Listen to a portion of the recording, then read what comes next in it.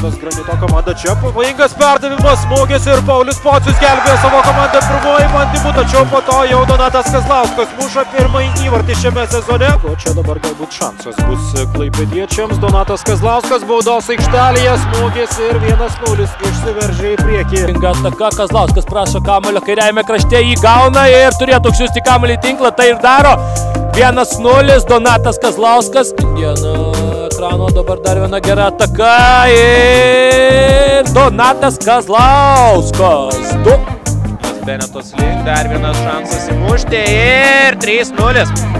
Donatas Kazlauskas taip pat tarė savo žodį šiose rungtynėse. Kazlauskas vėl, niekas jo nepasitinka, daug erdvės, jam yra suteikiama. Kazlauskas veržiasi pats, perdavimas. Dar pirmavo Atlantas, o dabar labai pavojinga ataka, smūgis.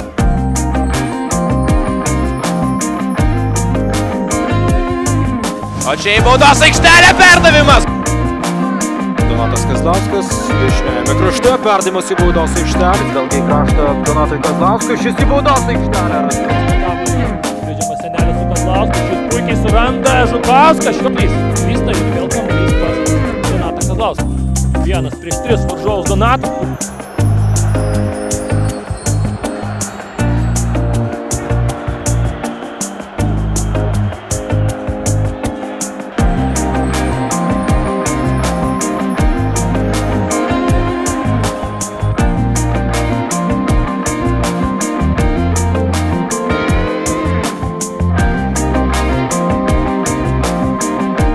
Kirilovas baudos aikštelėje po Šiaulių klaidos ir pirmasis Ruso įvartis atstovauja Atlantui.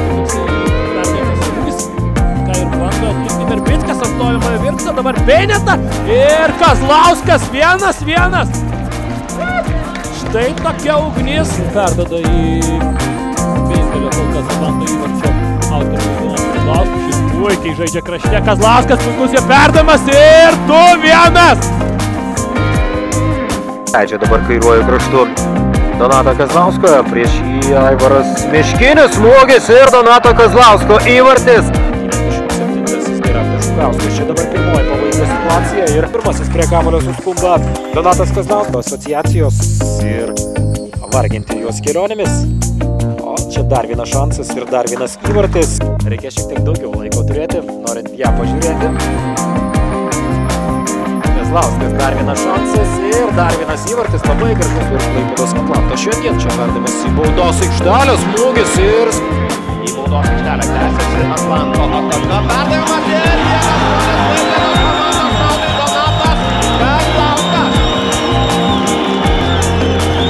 Irgi muša tada, kada reikia. Dar kartą priminsiu, 2 įvarčiai į Žalgirio vartus pastarosiose rungtynėse, kurias namuose žaidė klaipėdiečiai. Čia dar kartą tas epizodas.